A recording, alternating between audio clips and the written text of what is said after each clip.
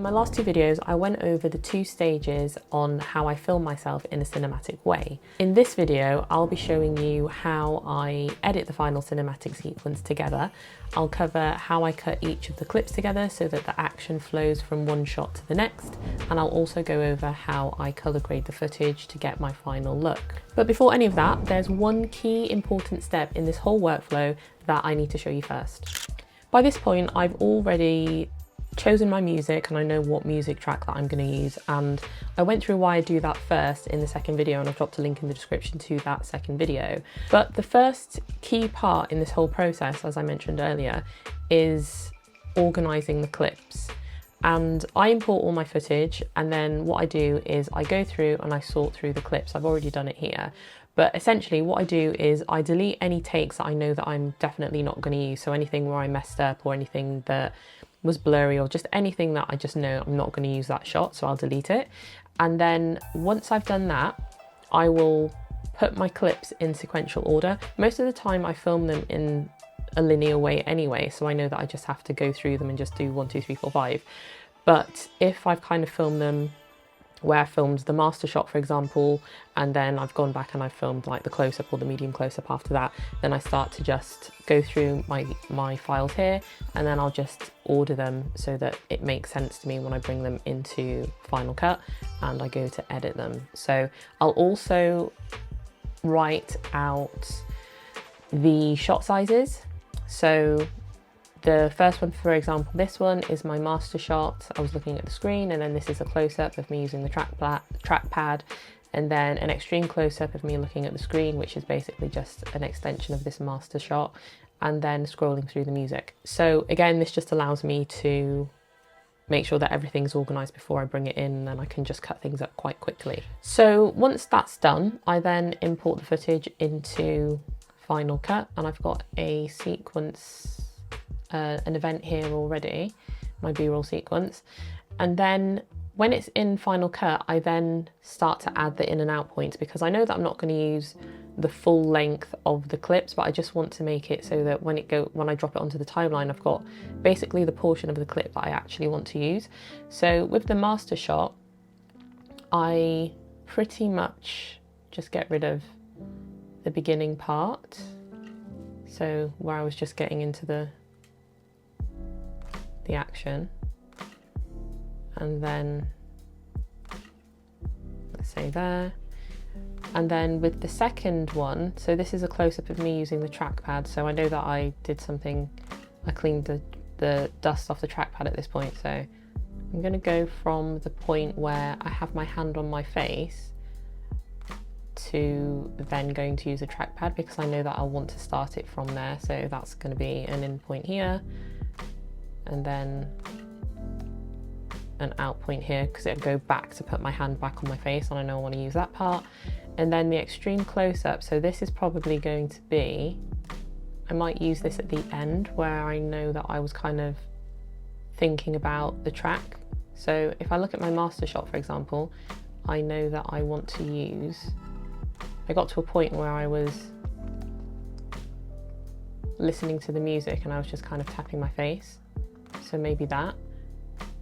And then with the close-up, if I get that same kind of clip where I'm kind of looking around and tapping my face, I can always come back and get different portions of this clip as well.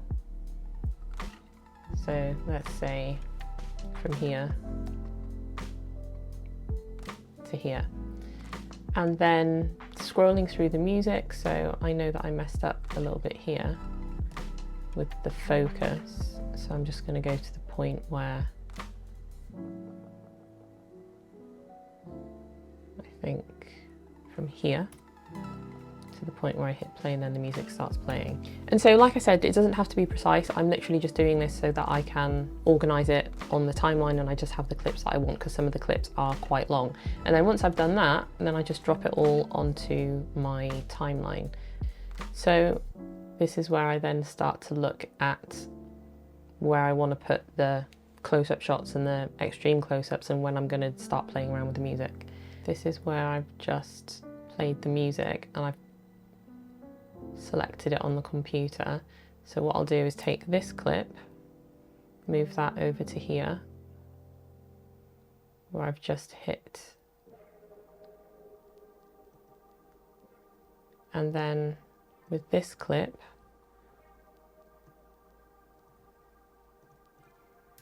this one is where I'm using the trackpad.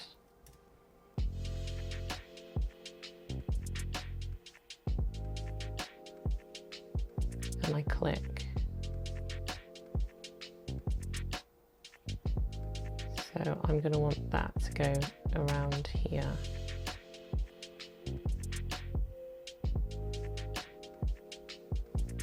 I'm just going to break this clip up because I'm also going to use it here. So one of the things that really helps to make the sequence flow is cutting on the action.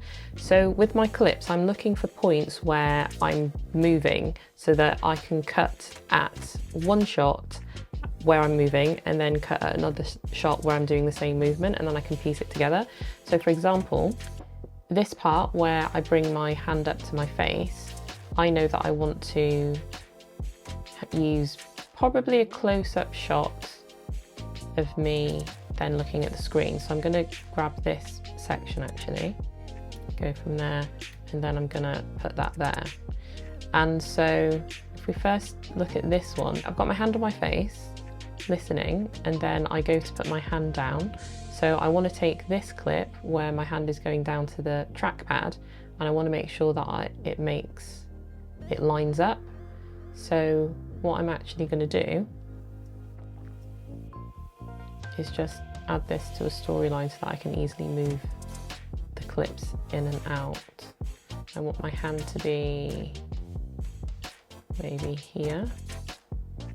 And this does take a little bit of tweaking. You are going to have to kind of go in and just kind of fine tune it, and it takes a little bit of time, but it's worth it. So that works quite nicely, that flows. So with the action, you can kind of see where you can cut. So if you kind of look at the bottom and the top of the frame, so where the action happens here, my hand's going down because I'm gonna hit the trackpad, and I'm switching to the next shot as my hand is coming from the top of that frame. So it's getting to the bottom of the first frame and it's coming down from the top of the frame, which allows it to kind of flow a lot nicer. So it's just a 15-second sequence, but already you can see how it's built up, and you can just do this with any sequences that you have. It's the exact same, just cutting on the action and using the different shot sizes to help you piece it all together. And if you start with the master shot first, and then you just put the close-up shots and the extreme close-up shots in, then you can kind of just draw attention to the detail that you want to show. So once I've cut everything up and the sequence is looking fine, I then start to think about the sound effects. And most of the time I will capture the sound effects whilst I'm filming, but if it was too faint or it just doesn't sound right, then I've just put those sound effects in after. So one of the ones that I want to add in, or two rather, is the ambient room sounds, because I didn't quite capture this in its entirety, and so I just went back through and put my microphone down in my room and just captured the audio for about a minute. And it's just the ambient sound of the room, so it doesn't sound completely muted when you hear the sequence. And then, so that is this one. So I'm just going to drop that onto my timeline, just get rid of these bits at the beginning. And so the next sound effect that I actually want to put in is when I click the trackpad. So at this point, because you can't really hear it, even if I turn it up. So I downloaded a sound effect from Artlist, and I'm going to drop that onto the timeline. And I might actually have to break this up, because I'm just going to go to the point where I click, where I press, and I'm just going to add a marker here so that I know that the click can go on that bit where I press, because it's going to be click and then up, so it'll be around there. So there's too much of a space between that if you hear it, so it just doesn't sound right. And I also want to make this sound a little bit slower.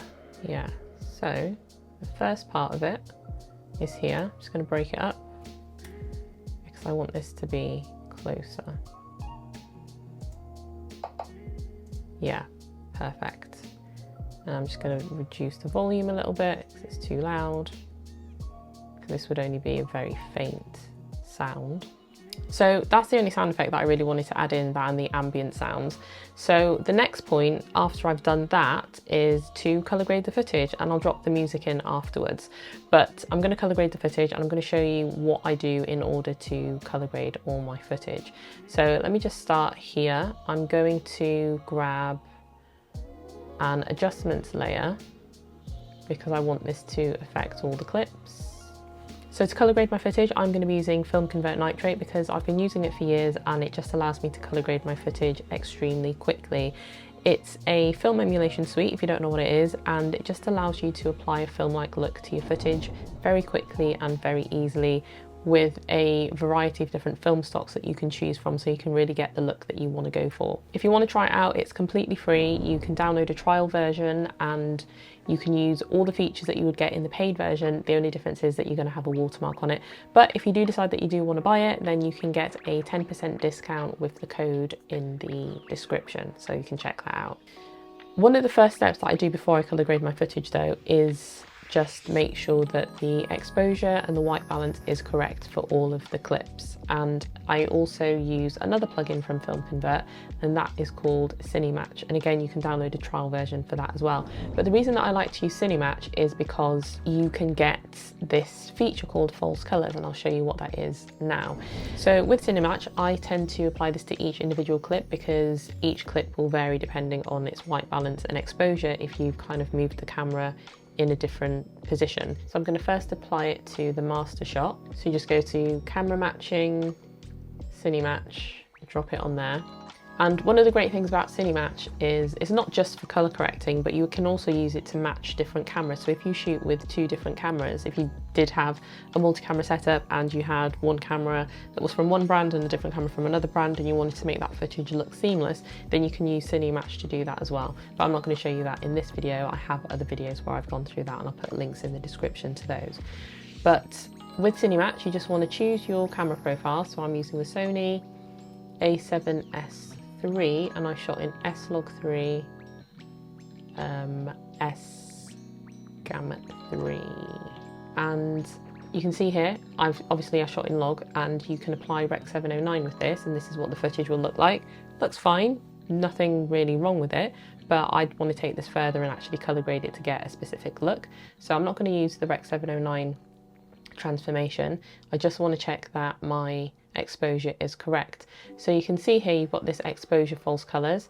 I toggle this on and then make sure that skin tone is selected, which it is, and then you can kind of toggle this to the point where you can kind of see on my skin it's beginning to get light grey.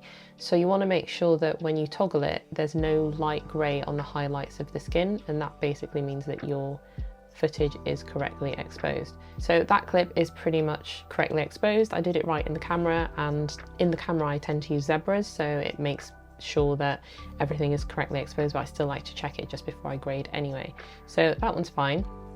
And normally what I would have done is had each of these clips, these individual clips, in compound clips, because I've obviously used this master clip twice, so I have to apply this now to this clip, whereas if I had it in a compound clip, then I could have just added it afterwards.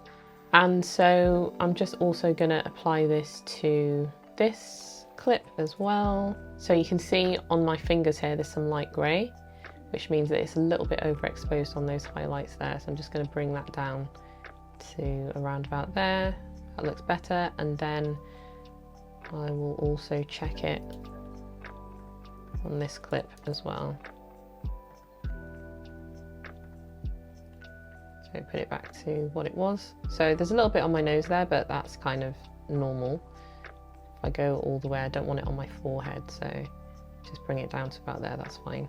The next thing that I'm going to then do is apply Film Convert Nitrate and color grade the footage. So all you want to do is go to Film Emulation, Film Convert Nitrate, and drag that on the adjustment layer that I created. And you can already see that there's already some changes that have been applied to the footage. So this is before Film Convert and this is after it's been applied. But what we want to do is go and do exactly the same thing that we did for Cinematch, and that's choose the camera profile. So Sony A7S3 and S-Log3. And so it's applied the film look. And then all you have to do is just go through Film Convert Nitrate and just tweak all your settings until you get the look that you want.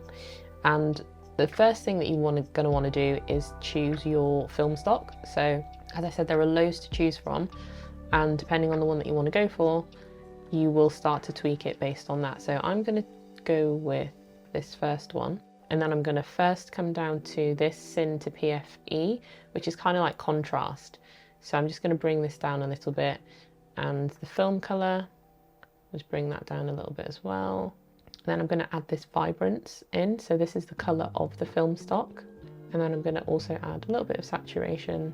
And then the next part is the grain. So this is film grain, which is based on the film stock that you choose, and I'm just going to play around with that. I tend to have it around somewhere around 50-ish with that film stock. And then the other setting is halation. So this kind of blooms highlights and adds this kind of haze around light sources as well, which is kind of nice, and it does it in an authentic way based on the film stock that you choose. So you can either have that on or you can have it off, and you can dial it in as much as you want as well. You can see what areas of your image are affected by halation, and if you want to just crank it up, you can do so and just make it affect more of the image, and you can just go crazy. But you can see around my hair, around the window, around my fingers here, that it's been applied. And if you don't want it to have this color, you can always turn down the saturation, and you can also change the color of it as well.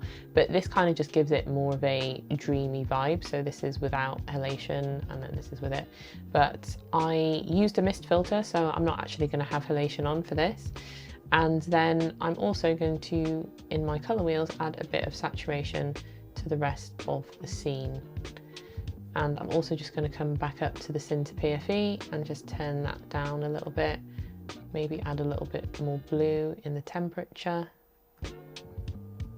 And then in my highlights, I'm just going to take out, there's a little bit of magenta in there that I want to take out, so I'm just going to go the opposite way towards the green and the aqua, and same with the midtones as well. That looks good. And that is pretty much it. And you can see that it's been applied to the rest of the clips there as well. So it works for all of the clips, and they all have the same color grade.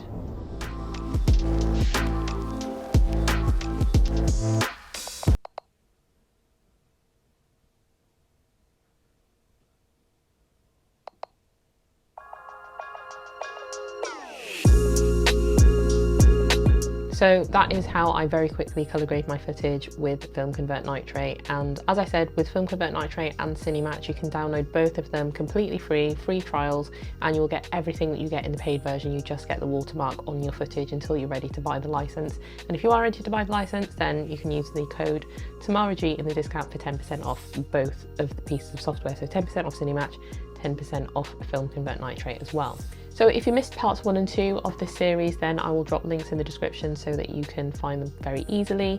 Thank you Film Convert for sponsoring this video, and I'll catch you guys on the next one.